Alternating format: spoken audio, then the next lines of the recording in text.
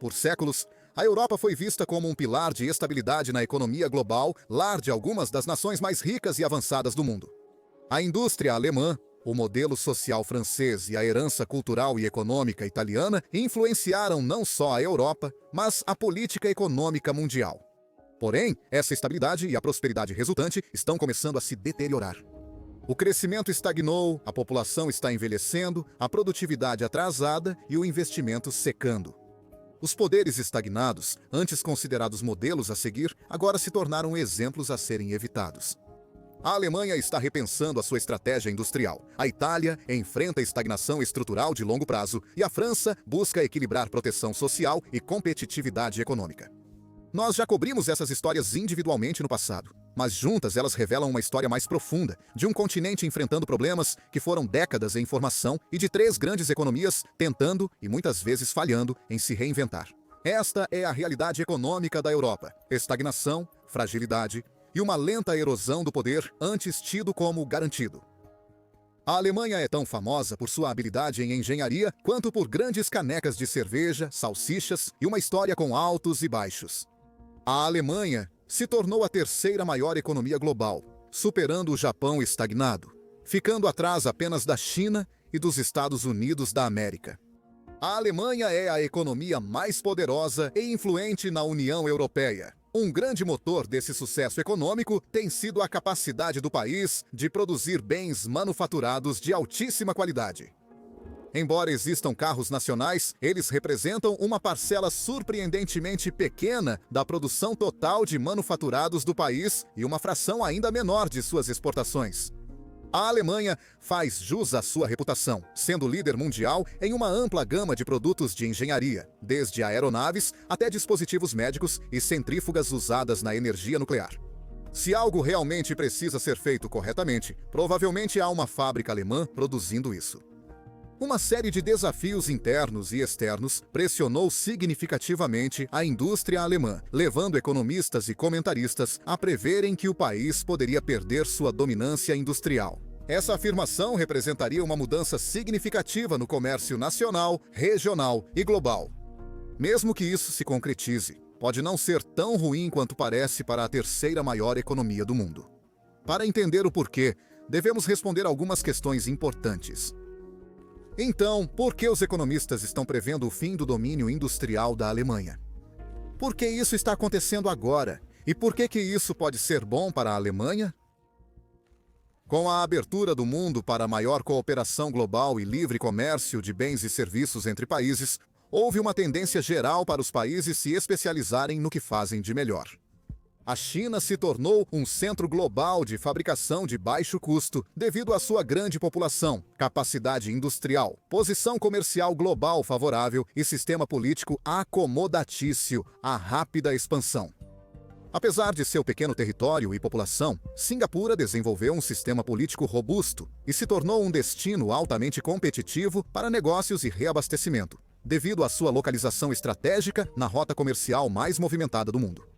Essas características econômicas resultam na vantagem comparativa. Apesar dos esforços de Singapura, sua limitada extensão territorial e mão de obra a impedem de competir com o poderio industrial chinês. Sem mudanças profundas no funcionamento do país, nenhuma empresa internacional transferirá suas operações para a China devido ao alto risco político. Isso significa que a China tem vantagem comparativa na produção de bens manufaturados básicos, enquanto Singapura tem vantagem em serviços financeiros e como servo glorificado para o mundo. Enquanto esses países cooperarem entre si, suas forças e fraquezas são aceitáveis, pois Singapura pode comprar bens baratos da China e as empresas chinesas podem usar Singapura como ponto de abastecimento ou para gerenciar finanças internacionais. Em um nível individual em nossas próprias economias, nos tornamos mais ricos nos especializando em funções que fazemos muito bem e deixando outras pessoas fazerem o mesmo e então apenas negociando uns com os outros. A maioria das pessoas não sabe fazer cirurgia em si mesmas, mas tudo bem, pois podem pagar médicos para isso com o dinheiro que ganham de seu trabalho especializado. O livre comércio e a vantagem comparativa permitem que economias nacionais façam efetivamente o mesmo, o que teoricamente deveria ser ótimo.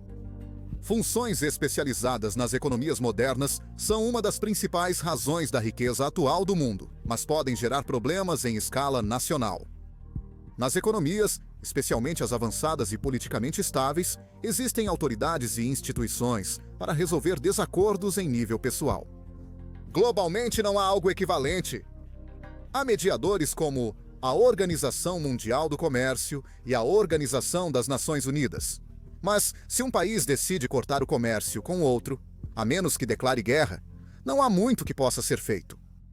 A questão de ocupar um lugar valioso no comércio global sem excessiva dependência é especialmente importante na Alemanha devido às suas vantagens únicas. A Alemanha possui uma força de trabalho altamente qualificada, principalmente em engenharia e manufatura, boa posição geográfica na Europa e, nas últimas décadas, acesso a energia muito barata. Isso deu a ela uma forte vantagem comparativa na produção de bens industriais de alta qualidade. Para obter vantagem econômica na manufatura, o primeiro pensamento é reduzir o custo da força de trabalho, pagando menos aos funcionários das fábricas, possibilitando uma produção mais barata no geral. É por isso que a China produz boa parte dos produtos do mundo. Mas com o aumento dos salários no país, fabricantes globais buscam alternativas mais baratas, como a Índia. A Alemanha possui alguns dos trabalhadores mais bem remunerados do mundo, mas ainda assim permanece competitiva com centros globais mais baratos. Dependendo do tipo de manufatura, os custos de mão de obra não são tão relevantes quanto se imaginaria. As indústrias alemãs dependem de máquinas e ferramentas avançadas para auxiliar na produção, ou estão produzindo algo tão valioso que a diferença salarial entre $2,50 por hora não afeta significativamente o preço final. As fábricas de carros alemãs utilizam máquinas automatizadas, operadas por poucos trabalhadores altamente qualificados, produzindo 100 vezes mais carros por trabalhador do que com ferramentas manuais básicas. Nessa escala, pagar mais aos trabalhadores alemães altamente qualificados tem sido competitivo, porque a vantagem vem de ter as máquinas e a experiência para usá-las, em vez de ter trabalhadores com os menores salários possíveis. Comparado a outros produtos geralmente fabricados na China, estes tendem a ser montados com ferramentas mais simples e muita montagem manual. Há carros alemães feitos à mão, mas eles tendem a ser extremamente valiosos, com o consumidor final disposto a pagar um prêmio por um carro construído manualmente na Alemanha. A reputação global da Alemanha tem sido um dos principais fatores que contribuem para sua vantagem comparativa na fabricação. Um exemplo claro disso seriam produtos feitos pela Siemens. Nome ruim para um vídeo do YouTube, mas ainda assim de um dos maiores fabricantes do país. Eles produzem itens como centrífugas nucleares e seus acessórios. Essas máquinas custam centenas de milhões de dólares para produzir e instalar. É o tipo de coisa onde não apenas a reputação da engenharia alemã iria longe, mas também algo que apenas a Alemanha e poucos outros países seriam autorizados a produzir sem causar tensões geopolíticas. Os custos de mão de obra para máquinas como essa são ínfimos, então o alto custo dos trabalhadores alemães não é um problema. Outros custos de entrada, principalmente energia, são mais relevantes para a indústria altamente mecanizada da Alemanha. No passado, isso foi uma das maiores forças do país. Desde meados dos anos 90, a Alemanha importou gás natural barato da Rússia e da Noruega, que possuem grandes reservas dessa fonte de energia. Agora, claramente houve problemas com isso nos últimos 2 anos. E os custos de energia mais altos estão tendo um impacto maior na indústria alemã do que os salários mais altos jamais poderiam realmente ter. E isso é apenas a primeira coisa que está impulsionando a mudança para longe da Alemanha. A crise energética atingiu fortemente muitas empresas alemãs devido à dependência do país de combustíveis fósseis baratos para alimentar fábricas com alto consumo de energia. Porém, a indústria alemã já estava em declínio muito antes, e essa tendência também pode ser explicada ao explorar minuciosamente o que inicialmente contribuiu para a vantagem comparativa do país. Sua força de trabalho altamente qualificada está envelhecendo e, devido aos generosos benefícios de aposentadoria do sistema econômico do país, as pessoas estão se aposentando mais cedo do que o necessário. Individualmente, é ótimo que as pessoas priorizem sua qualidade de vida em vez de métricas econômicas. Mas as empresas na Alemanha estão enfrentando dificuldades com essa situação. Normalmente, economias avançadas podem compensar isso, trazendo imigrantes qualificados de países com padrões de vida mais baixos. Mas a Alemanha também tem lutado com isso. A Alemanha não atrai tantos trabalhadores qualificados quanto países como Austrália, Canadá, Reino Unido e principalmente os Estados Unidos da América. Agora, parte disso é apenas a língua. O inglês é uma primeira e segunda língua muito mais falada do que o alemão, mas existem outros fatores também. Os rigorosos padrões de treinamento que contribuem para a reputação de fabricação da Alemanha exigem que até trabalhadores em funções de baixa qualificação passem por certificações burocráticas que podem levar anos antes de começarem a trabalhar. Independentemente da causa, os resultados são os mesmos. A Alemanha está com uma escassez desesperadora de mão de obra, com mais de 750 mil vagas não preenchidas em algumas de suas principais indústrias. Obter vantagem comparativa pela qualidade da manufatura significou que era questão de tempo até outros países alcançarem. Hoje, a manufatura chinesa não está tão atrás da manufatura alemã como já esteve. A China está produzindo veículos, baterias, aviões e máquinas avançadas que competem com as da Alemanha.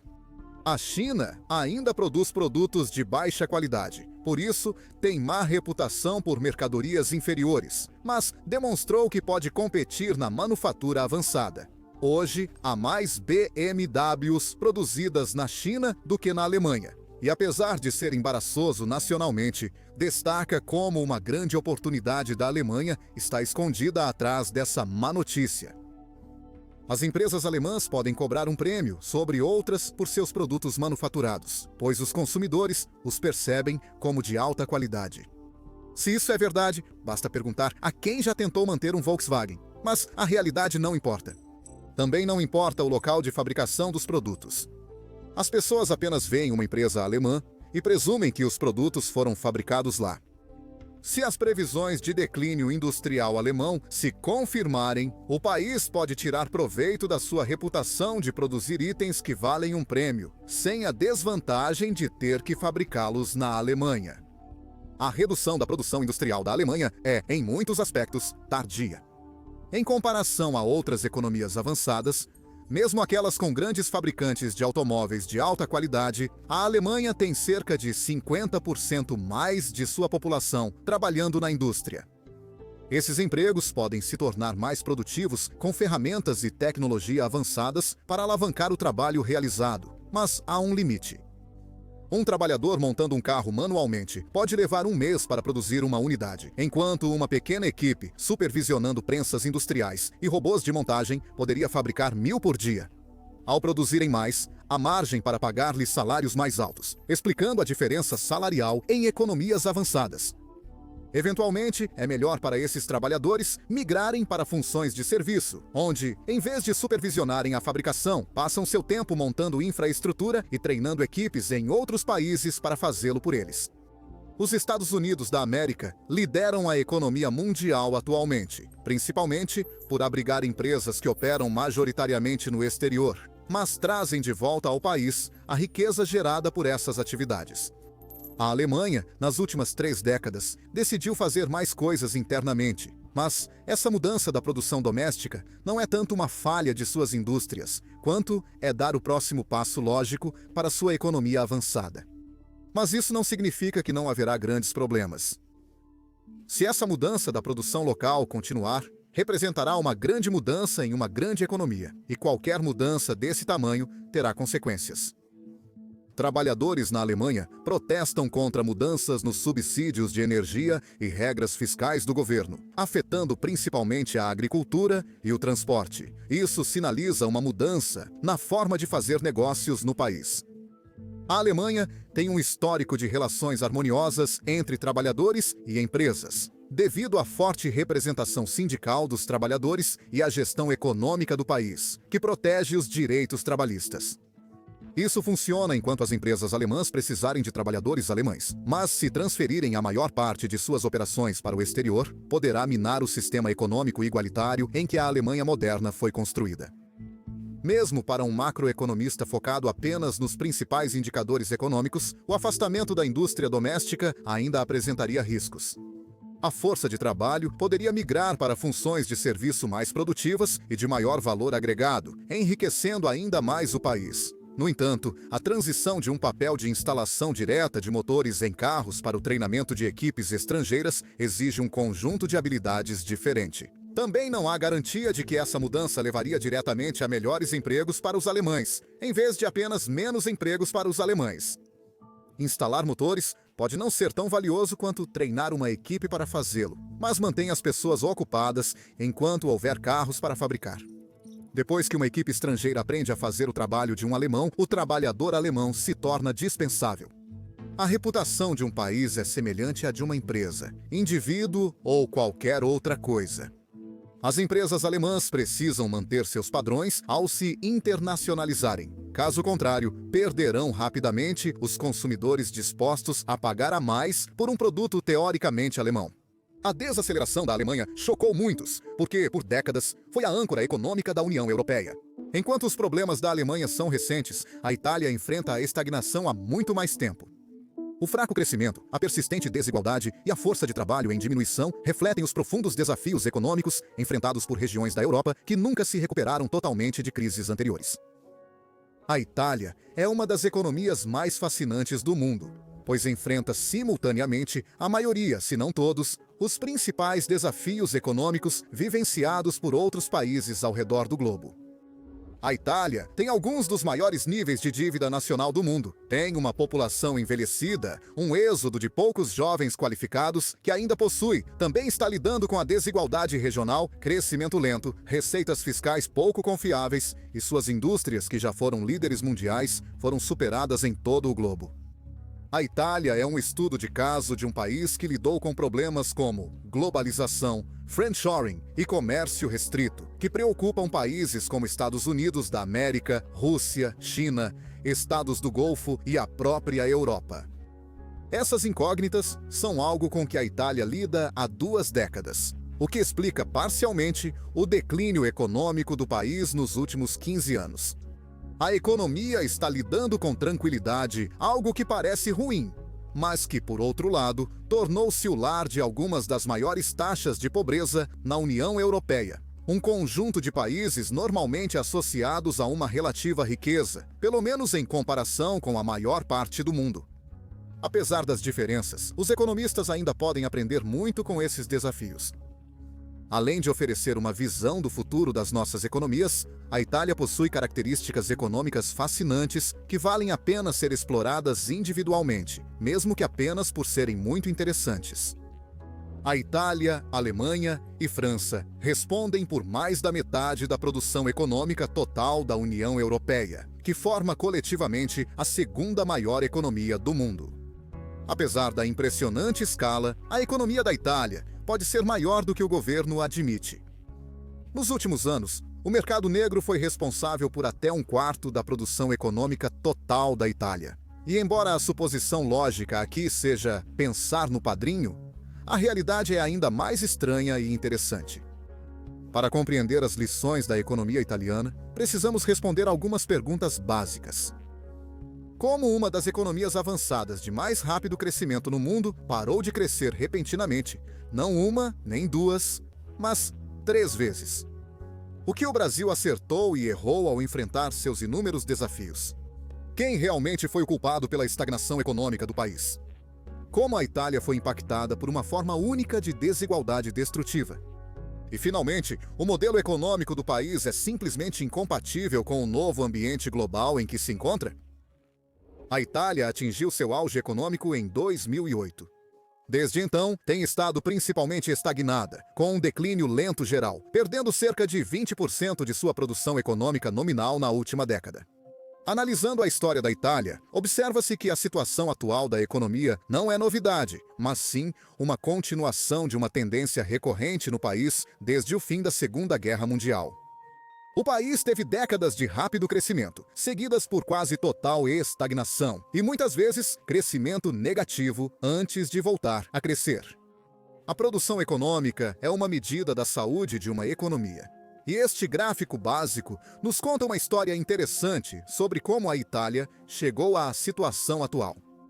A Itália foi a economia industrial mais poderosa da Europa antes de ser superada pelos Países Baixos e Inglaterra, quando estes se tornaram potências coloniais globais. Mesmo com uma industrialização mais lenta que outras potências europeias como França e Alemanha, a Itália permaneceu entre as 5 principais economias da Europa por milhares de anos. Sua forte geografia, protegida por montanhas ao norte, mas com fácil acesso ao Mediterrâneo para pesca e comércio em todas as outras direções, fez com que naturalmente se tornasse um ótimo lugar para as civilizações florescerem. Isso é tão verdade para a economia atual quanto era em 500 a.C. A economia italiana atual teve início após a Segunda Guerra Mundial. O país foi reconstruído, em muitos casos, a partir dos escombros literais. As indústrias de guerra foram convertidas de volta para indústrias domésticas com a ajuda e supervisão dos Estados Unidos da América. Nos anos 50, os Estados Unidos da América investiram bilhões de dólares na reconstrução da Europa Ocidental através do Plano Marshall, uma quantia significativa para os orçamentos governamentais da época. O objetivo desse gasto era, em parte, criar uma nova base de clientes para os produtos industriais dos Estados Unidos da América, mas principalmente recriar aliados fortes e dependentes para conter a expansão do comunismo soviético. Os Estados Unidos da América também fizeram esforços de reconstrução na Coreia e no Japão para conter a influência comunista vinda da China. Não estava partindo de uma ótima posição, mas esses esforços de reconstrução levaram a um longo período de crescimento sustentado. No entanto, sob a superfície, ainda havia tensões políticas causando problemas domésticos sérios, como o bombardeio de 1980 da estação ferroviária de Bolonha, um dos ataques mais mortais já realizados na Europa. Essas tensões políticas foram, em grande parte, a causa e também intensificadas por outros problemas econômicos no país. A Itália aparentava estar indo bem economicamente, mas é fácil crescer uma economia assumindo dívidas para financiar grandes projetos, especialmente quando a maior potência mundial estava disposta a emprestar dinheiro para impedir o avanço do comunismo. O desafio é usar esse desenvolvimento para produzir valor de forma sustentável para a economia doméstica e exportações, algo que a Itália enfrentava dificuldades após a desaceleração ou falta de financiamento dos esforços de construção e reconstrução. A economia da Itália entrou em sua primeira década moderna de estagnação, que na verdade durou apenas cerca de 6 anos. Nesse período, a Itália enfrentou desemprego em massa, dívida elevada, inflação alta e aumento nos custos de energia de combustíveis fósseis, dos quais suas indústrias dependiam fortemente. Apesar de não serem boas, as desacelerações econômicas são uma oportunidade para um país mudar suas políticas e reduzir as indústrias que causaram os problemas em primeiro lugar. Foi exatamente isso que ocorreu durante essa primeira estagnação. O país mudou seu foco, deixando de concentrar apenas na construção de infraestrutura e passando a utilizá-la para criar produtos que poderia vender globalmente. Ele também realizou reformas, como conceder independência ao Banco Central, que pôde aumentar os juros para combater a inflação. Simultaneamente, as leis sobre salários indexados foram flexibilizadas. A indexação salarial, embora não seja comum atualmente devido aos problemas de mercado que causa, é uma regra que garante que os salários acompanhem a inflação, independentemente do que foi acordado no contrato de trabalho. À primeira vista, parece justo. Se a inflação está alta, pode ser injusto que os trabalhadores recebam menos, já que o valor acordado anteriormente tinha um poder de compra maior. No entanto, a indexação automática de salários acelera um dos processos mais perigosos na economia, uma espiral de preços salariais. Com a inflação alta, os trabalhadores exigirão salários maiores para acompanhar o aumento dos custos de bens e serviços necessários. Se as empresas concordarem em pagar salários mais altos, terão que aumentar preços para manter a rentabilidade, o que causa mais inflação novamente. O que salva muitas economias da inflação é o atraso entre a ocorrência da mesma e a exigência de salários mais altos pela população. Com inflação baixa, muitos não percebem que seus salários estão defasados, o que é ruim para eles, mas modera a economia. Se os salários são ajustados automaticamente com a inflação, como na Itália nessa época, isso apenas acelera e dificulta a correção do processo conhecido como espiral salário-preço. A estagnação foi dolorosa para a Itália, mas forçou mudanças necessárias, possibilitando que se tornasse uma das economias de crescimento mais rápido do mundo e da história. Em apenas 7 anos, entre 1985 e 1992, a Itália triplicou sua produção econômica em um boom industrial liderado por exportações. O Brasil tem uma grande vantagem nesse aspecto, difícil de notar apenas pelos números econômicos. Clientes internacionais pagam um prêmio por produtos italianos devido à forte reputação do país por artesanato de alta qualidade e habilidade na produção de itens diversos, desde carros rápidos a bolsas de luxo e azeite de oliva. Se um produto exportado tem um logotipo feito na Itália, seu preço pode ser maior que o de concorrentes de outros países, e muitos consumidores ainda pagariam um prêmio por ele. Alguns países têm que recorrer a medidas extremas para superar uma longa lista de rivais internacionais em todas as oportunidades possíveis para fornecer os bens mais baratos e, portanto, mais competitivos ao mercado global. O fato de a Itália poder agregar tanto valor, se não mais, simplesmente produzindo coisas dentro de suas fronteiras, é uma enorme vantagem que é realmente desfrutada apenas por um punhado de outros países ao redor do mundo. Infelizmente, esses bons tempos não duraram, pois o rápido crescimento trouxe de volta problemas subjacentes na economia italiana. A dívida voltou a crescer, conforme governo e população começaram a tomar empréstimos de forma irresponsável, apostando em mais crescimento futuro. O país também teve problemas com a evasão fiscal. As pequenas indústrias, base do milagre exportador italiano, eram difíceis de tributar. Aproveitar os fracos controles e brechas governamentais para pagar pouco ou nenhum imposto quase se tornou um passatempo nacional. No geral, reduzir impostos e restrições governamentais enquanto aumenta gastos através da dívida é uma política econômica expansionista clássica. Mesmo que não fosse a intenção do governo, provavelmente era o que o país precisava para sair da crise dos anos 80. Porém, para entrar na zona do euro e poder usar a nova moeda da União Europeia, a Itália precisou colocar sua casa em ordem. Ela precisou reduzir suas dívidas e melhorar o trabalho para que seu povo pagasse os impostos. Aumentar regulamentações, reduzir dívidas e elevar impostos retira dinheiro da economia, freando o crescimento econômico, mesmo que fosse o correto a se fazer.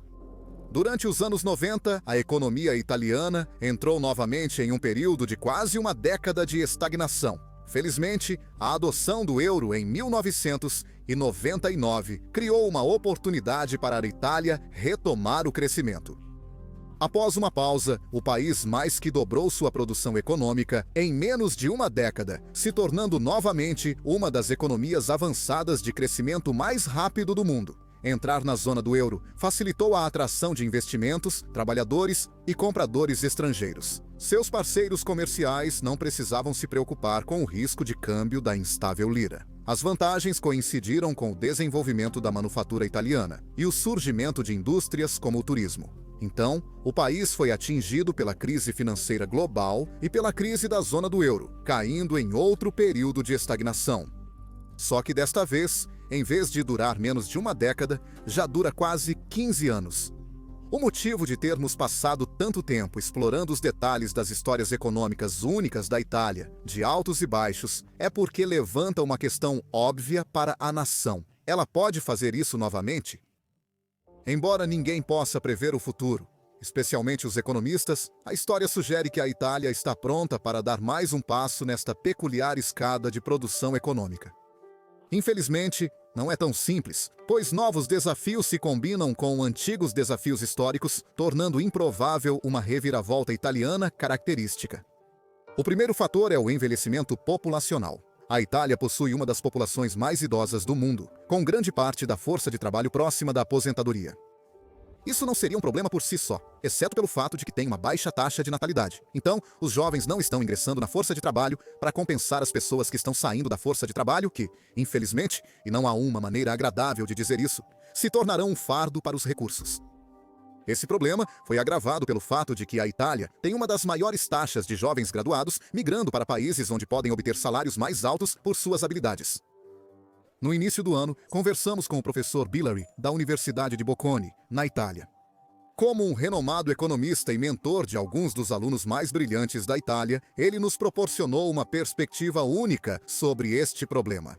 Na verdade, a Itália é um emissor líquido de graduados, em vez de um receptor líquido, e essa é uma das partes que o país está reclamando. Então, adoraríamos atrair mais pessoas com um diploma, em vez de deixá-las ir para outros países. Então, eu acho que do ponto de vista do país, é um problema, especialmente se você é um dos países emissores. No entanto, deixe-me dizer duas coisas sobre isso. Uma é que, do ponto de vista individual, ter mais liberdade de movimento certamente dá o incentivo certo aos indivíduos. Você quer construir uma boa vida, você tem boas ideias. É fantástico para o mundo permitir que essas pessoas se movam. O segundo ponto de vista é que temos que entender, pela perspectiva da competição por talentos, que os países que estão perdendo esses indivíduos, talvez porque eles tendem a ser super educados para o nível da economia naquele país, devem pensar seriamente sobre as oportunidades que em um país ou região específica são dadas a esses indivíduos. A adesão à União Europeia agravou o problema, pois estudantes italianos podem trabalhar em países como Alemanha, França, Holanda ou Luxemburgo sem precisar de visto, graças à política da União Europeia de livre circulação de trabalhadores dentro dos Estados-membros. Elevar os salários pode ajudar a reter jovens italianos qualificados, mas as indústrias do país não conseguem mais competir com seus principais rivais europeus por não serem tão produtivas. O tamanho médio das empresas italianas é consideravelmente menor em comparação com outras economias europeias avançadas. A Itália tem, em média, 3,6 trabalhadores por empresa, enquanto a média para a Europa Ocidental é 15, ou seja, 4 vezes mais trabalhadores por organização. Em economias industrializadas, o tamanho importa, e empresas maiores são capazes de produzir itens mais especializados e com maior valor agregado. Na maioria das indústrias avançadas, adicionar um trabalhador gera vantagem marginal positiva, pois permite que os funcionários se especializem em um aspecto da produção e o realizem com excelência. Sendo os automóveis uma das maiores indústrias da Itália e provavelmente o primeiro pensamento sobre a manufatura italiana, isso é um ótimo exemplo. 10 empresas com um funcionário cada, fabricando carros do zero, produzirão menos em um ano do que uma empresa com 10 funcionários, cada um focado em uma parte da montagem do carro. Se um empregado apenas constrói o motor, ele pode se tornar realmente bom apenas nisso. Uma empresa com 10 funcionários pode investir 10 vezes mais em ferramentas para eles, mesmo que o custo por empregado permaneça igual. Isso permite que as ferramentas sejam mais especializadas. O trabalhador especializado em motores pode receber ferramentas específicas para esse fim, enquanto aquele que faz o carro inteiro precisa distribuir seu orçamento de ferramentas, tornando-as menos especializadas e eficientes. Ferramentas para construir carros são uma coisa, mas as empresas italianas realmente falharam em investir em tecnologia. Computadores e tecnologias relacionadas aumentaram significativamente a produtividade diária dos trabalhadores. O exemplo clássico é que um contador com Excel pode produzir a mesma quantidade de relatórios financeiros que 10 usando Abacus. As pequenas empresas da Itália e da Europa Ocidental ficaram atrás dos Estados Unidos da América e de muitas economias asiáticas na adoção de tecnologia. Além de tornar os investimentos industriais mais eficientes, a tecnologia se tornou uma indústria massiva própria, com a maioria das maiores empresas do mundo sendo de tecnologia.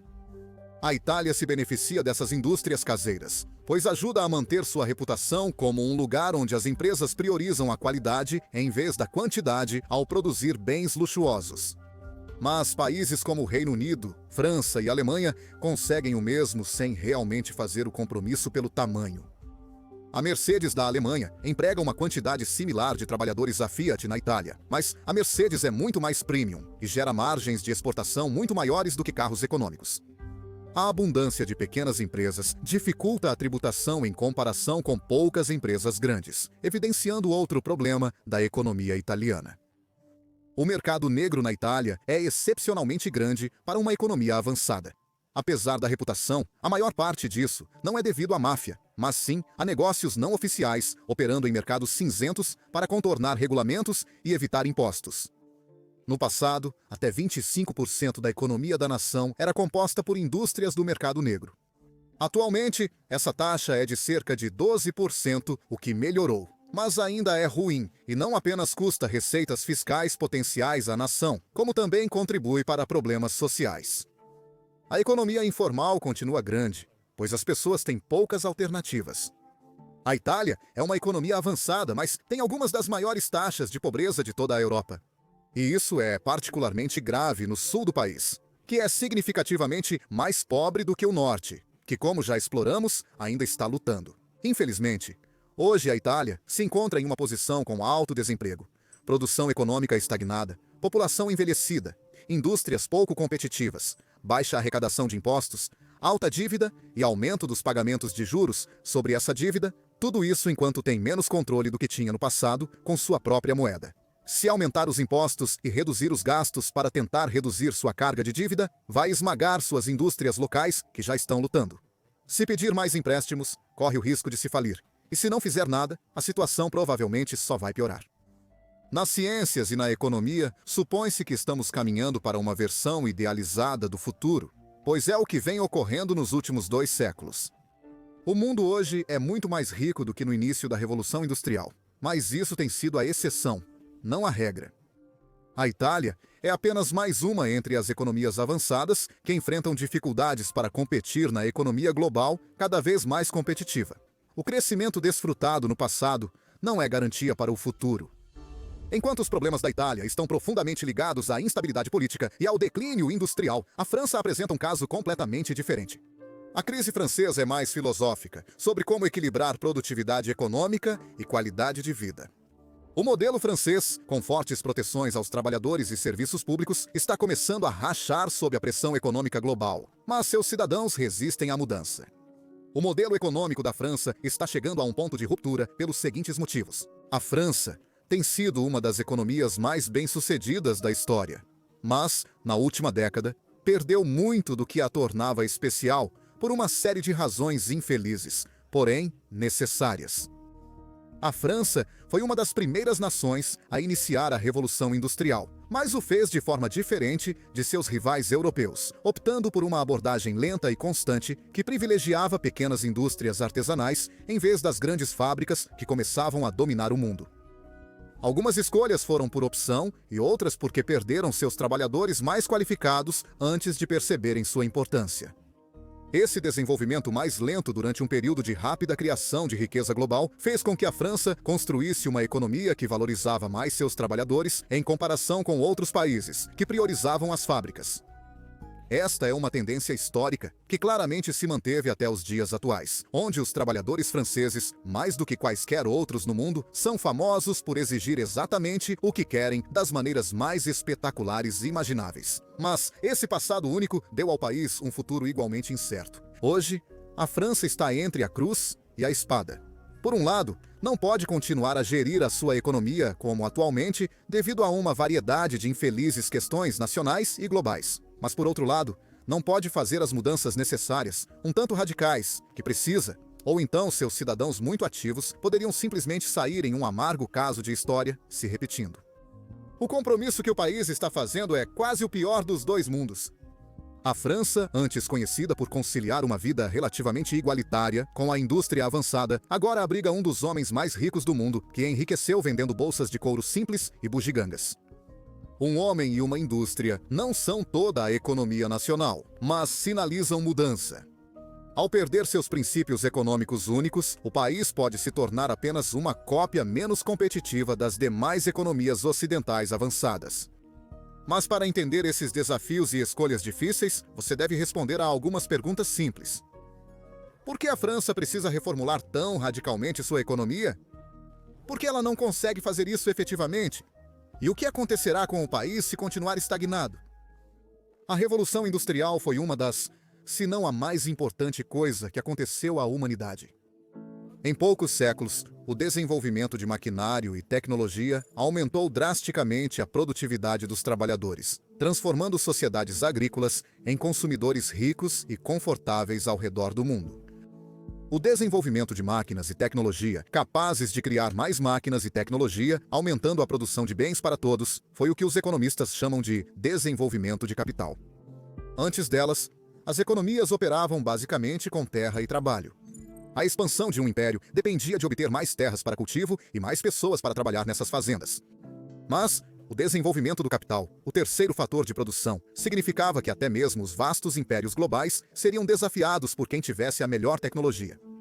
Os capitalistas, que poderiam desenvolver esse capital, se tornariam mais ricos que os senhores e reis donos de terras, iniciando o crescimento exponencial da população, riqueza global e utilização de recursos limitados. Essa é a história como aconteceu na maioria dos países, mas foi um pouco diferente na França. A Revolução Industrial foi uma transição lenta e gradual dos camponeses para o trabalho em linhas de produção, com automação básica, não uma mudança instantânea. Na França, apesar de ter sido uma das pioneiras na industrialização, essa transição foi um pouco mais lenta em comparação a outros países europeus. Historiadores têm teorias sobre as razões específicas, mas no geral foi estabilidade e confiança. A França, no início da Revolução Industrial, estava ocupada com sua própria revolução e depois envolvida em guerras regionais, o que significava que suas indústrias, redes de transporte e sistemas políticos foram construídos em torno da luta em vez de inovar. A França também passou por um êxodo de trabalhadores qualificados antes da Revolução Industrial. Esses indivíduos, em sua maioria protestantes, escapando da perseguição religiosa, incluíam muitos mecânicos e engenheiros, cujas habilidades seriam extremamente valiosas para uma nação buscando construir motores a vapor e fábricas mecanizadas. Embora essas pessoas não estivessem buscando melhores oportunidades econômicas na época, este pode ter sido um dos primeiros casos de fuga de cérebros na história, algo que ainda aflige a França atualmente. A história é fascinante, mas o resultado econômico foi que, enquanto outros países da Europa formavam economias modernas com grandes corporações ditando enormes impérios industriais, a economia da França permaneceu amplamente dominada por muitas pequenas indústrias artesanais.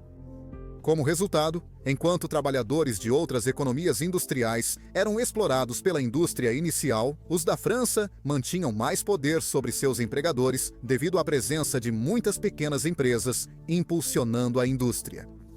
Quando uma empresa domina uma indústria, isso é chamado de monopólio, o que não é considerado ideal na economia, pois a empresa pode aumentar preços e baixar padrões sem consequências, já que não há concorrência. As alternativas a um monopólio vão desde um duopólio, com duas empresas dominantes, passando por um oligopólio, com poucas empresas dominantes, até a competição perfeita, com inúmeras empresas competindo entre si. Normalmente, ao avaliar os problemas com oligopólios ou monopólios, a maioria das pessoas, incluindo economistas, se concentra nas questões que a competição limitada pode causar para os consumidores. Se apenas uma empresa fabrica computadores, o preço cobrado será o que o consumidor pagará se quiser comprar, e não haveria incentivo para investir em P e D para melhorar o produto, já que os clientes não têm outra opção. Agora, isso é um problema. Mas um problema ainda maior é o que isso faz com os trabalhadores. Se as pessoas precisam gastar um pouco mais em um computador abaixo do padrão, isso não é tão ruim quanto um especialista em construção de computadores ter apenas um potencial empregador. Se uma empresa domina uma indústria inteira, ela pode reduzir os salários de seus trabalhadores, porque eles não têm para onde ir. Em contraste, a concorrência perfeita, com muitas pequenas empresas competindo por clientes e trabalhadores, foi a realidade na França durante a Revolução Industrial. A economia francesa se desenvolveu mais lentamente que outras potências europeias, com indústrias concentradas, porém, construiu a base de uma cultura mais igualitária que beneficia o país até hoje. O compromisso foi que a indústria francesa sempre foi menos produtiva que países como a Alemanha, Reino Unido e Estados Unidos da América, resultando em salários um pouco mais baixos, apesar da França ser uma economia altamente industrializada e avançada. Isso foi especialmente verdadeiro no período pós-guerra, onde os trabalhadores franceses, e a maioria dos trabalhadores europeus nesse caso, na verdade trabalharam mais horas do que os trabalhadores nos Estados Unidos da América, enquanto ainda produziam menos no geral.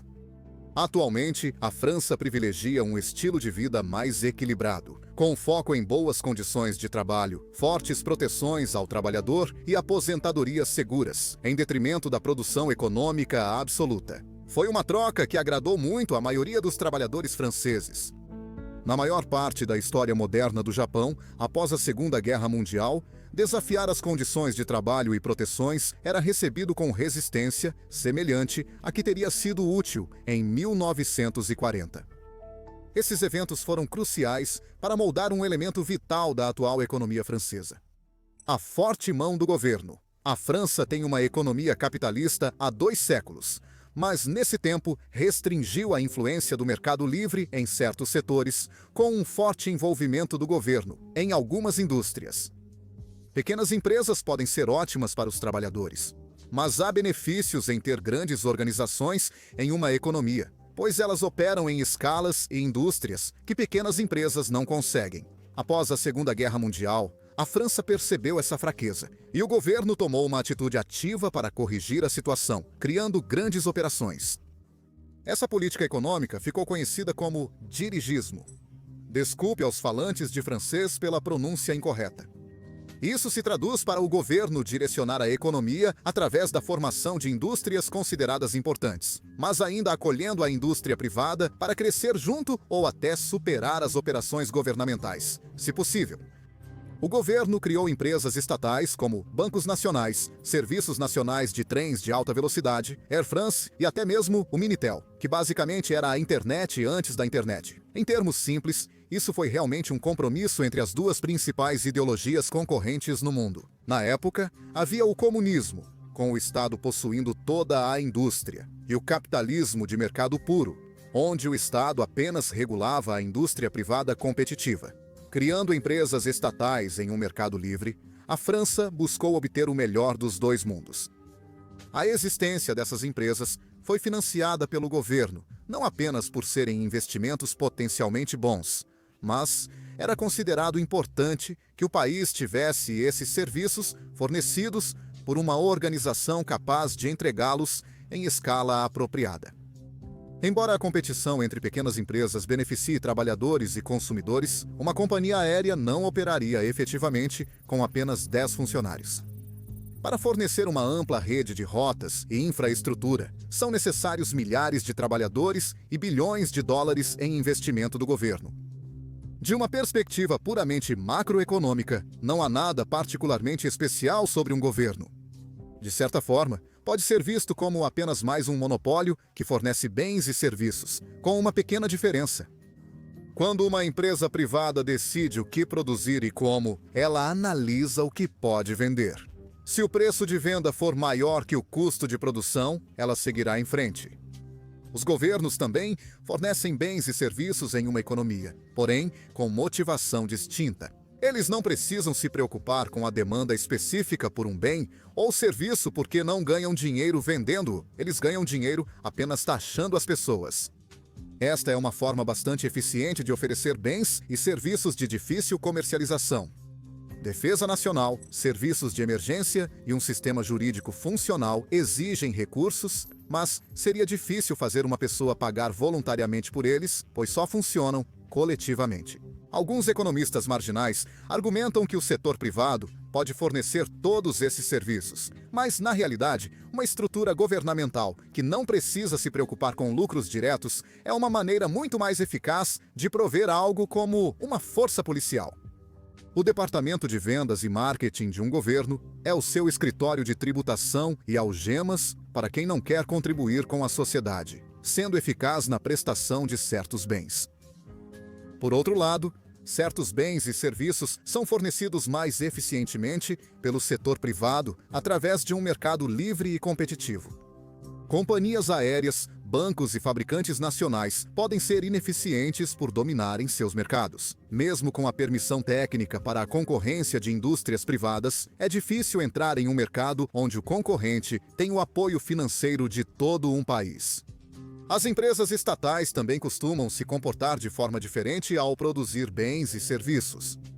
Enquanto uma empresa privada regular tentará reduzir os custos o máximo possível para maximizar os lucros, As empresas estatais costumam receber também outros objetivos que podem não ser o uso mais eficiente de seus recursos, mas sim fazer algum bem público.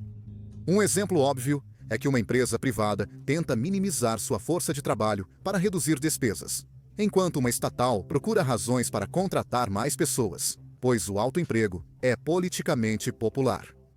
Elas também podem produzir bens e serviços economicamente inviáveis, como uma companhia aérea nacional operando uma rota de baixa demanda que conecta o país, mas que não seria rentável. Deve-se reconhecer que a maioria dos países age dessa forma. Mesmo os Estados Unidos da América, que não possuem uma companhia aérea nacional, têm um programa que subsidia companhias aéreas privadas para operarem rotas de baixa demanda. Na França, esse sistema foi levado ao extremo, e o dirigismo, com grande ênfase na empresa estatal, resultou em uma economia que, novamente, ficou para trás em eficiência e produção. Isoladamente, isso pode não ter sido problemático. Isso pode chocar alguns macroeconomistas, mas nem tudo precisa ser feito da maneira mais eficiente e, às vezes, serviços públicos não lucrativos valem a pena porque aumentam o padrão de vida das pessoas. Mas a França não é uma economia isolada e, com a economia global mais entrelaçada do que nunca, isso traz grandes desafios para o país. Um efeito colateral menos óbvio de muitas empresas estatais operando em uma economia é o aumento da inflação. Quando trabalhadores conseguem facilmente empregos em grandes empresas estatais que buscam empregar o máximo de pessoas, o desemprego é naturalmente reduzido. Normalmente isso é positivo, mas se for longe demais, pode causar problemas. Economistas consideram a taxa natural de desemprego como o resultado ideal para a economia, mas o desemprego natural não é zero.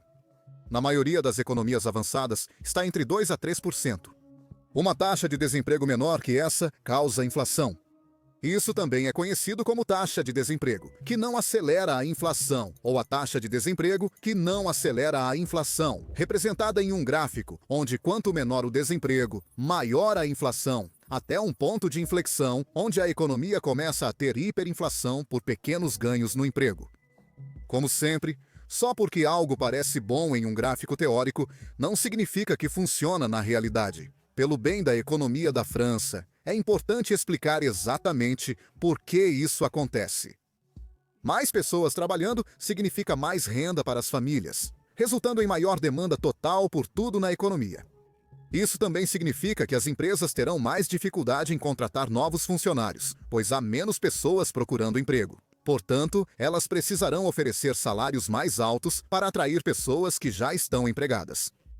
Se todas as empresas aumentarem salários, terão que subir preços para manter a margem de lucro. Isso levará a demandas por salários mais altos devido à inflação, forçando as empresas a aumentarem preços novamente, em um ciclo vicioso conhecido como espiral salário-preço. Isso não precisaria acontecer se os aumentos salariais fossem correspondidos por aumentos na produtividade dos trabalhadores. Em uma economia com 10 pessoas, se 9 estivessem empregadas e recebessem $1 cada para fazer 9 cestas de produtos, então cada cesta deveria ser vendida por $1. Se a 10ª pessoa também conseguir um emprego de $1 e fizer uma 10ª cesta de produtos, essa cesta ainda custará $1. Logo, esses 10 trabalhadores, sendo os únicos capazes de produzir tais produtos na economia, exigirão salários mais altos de $1,50. Como eles ainda estarão produzindo apenas 10 cestas, isso só aumentará o preço dessas cestas. Portanto, no geral, eles não estão em uma situação melhor, supondo que o 10º trabalhador seja tão bom quanto os primeiros 9. Um alto nível de emprego geralmente indica menor produtividade dos trabalhadores, pois é difícil substituí-los e não há muita pressão para se aprimorar ou trabalhar duro para garantir vagas limitadas. Este foi um exemplo simplificado. Mas entre nossos 10 fabricantes de cestas, pode ter havido uma razão para o 10º trabalhador não ter um emprego inicialmente. Esse problema geralmente é pior em empresas estatais, onde eficiência e produtividade nem sempre são prioridades. Assim, um nível excepcionalmente alto de emprego, acima da taxa natural, fará com que os salários aumentem mais rápido que a produção total, resultando em mais dinheiro, perseguindo menos bens. O que é inflação? Exatamente o que ocorreu na França durante o auge do dirigismo nos anos 1980. O governo recuou em várias frentes, mas ainda hoje, a França enfrenta uma realidade onde seus trabalhadores insistem em manter um padrão de vida que sua produtividade não consegue sustentar. Condições de aposentadoria generosas, baixas horas de trabalho, fortes proteções aos trabalhadores e empresas que perderam competitividade global após décadas de forte proteção governamental se combinaram. A população francesa está envelhecendo, exigindo que os jovens trabalhadores sejam mais produtivos para sustentar um número crescente de idosos que esperam um forte suporte na aposentadoria. O governo poderia tentar fazer isso funcionar, aumentando a tributação e controle na economia. Mas, além de possíveis problemas com a União Europeia, que insiste no livre comércio entre membros, isso poderia expulsar mais dos jovens trabalhadores restantes. Jovens trabalhadores franceses qualificados já podem ter salários maiores na Alemanha, Reino Unido e, principalmente, nos Estados Unidos da América. A França possui uma das maiores taxas de fuga de cérebros dentre as economias avançadas do mundo. Se os impostos aumentarem para manter as proteções e benefícios, mais pessoas irão embora. Se removerem esses sistemas e introduzirem uma dinâmica mais competitiva na economia, além de incomodar os participantes econômicos que esperavam se aposentar aos 55, com uma boa pensão, isso dará aos trabalhadores menos razão para ficar, pois seus salários cairiam e suas condições de trabalho piorariam. A França está combinando estratégias, buscando aumentar a produtividade geral, ao mesmo tempo em que corta sistemas insustentáveis e não competitivos. A França ainda tem algumas vantagens.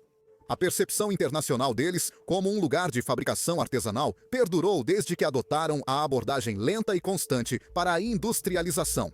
Hoje, algumas de suas maiores indústrias apenas vendem produtos que lucram com essa percepção. Uma bolsa de couro feita na França por $100 pode ser vendida por 100 vezes esse valor, sendo um excelente exemplo de indústria que agrega valor. Apesar disso, a França tem vivido acima de suas possibilidades por tempo demais. Ofereceu à força de trabalho proteções e qualidade de vida que muitas economias poderiam aprender. Mas agora está sendo superada por lugares dispostos a trabalhar mais duro de maneiras mais competitivas economicamente. Ninguém pode prever o futuro, muito menos os economistas. Mas, em resposta, o país está cedendo e lentamente mudando sua economia para funcionar mais como outras superpotências globais avançadas. A longo prazo, isso pode compensar para eles. Mas a dívida de viver além dos próprios meios precisa ser paga eventualmente, mesmo para uma economia nacional. Infelizmente, provavelmente, há mais mudanças difíceis, porém necessárias, reservadas para a França no futuro próximo. Como dito, a resistência da França a certas questões econômicas é um dos fatores que a torna tão interessante. Apesar das mudanças necessárias, os trabalhadores franceses fazem um ótimo trabalho em garantir que sua decepção seja ouvida. Alemanha, Itália e França juntas compõem mais da metade de toda a economia da União Europeia. As lutas deles são sistêmicas, não apenas nacionais. Forças de trabalho envelhecidas, produtividade em desaceleração, impasse político. E embora cada país tenha uma história única, o fio comum é claro. A Europa adentra uma era em que o crescimento não é mais garantido. Economias avançadas que definem a prosperidade moderna agora mostram o que ocorre quando sistemas antigos encontram novas realidades. A questão é, quem se adapta e quem estagna?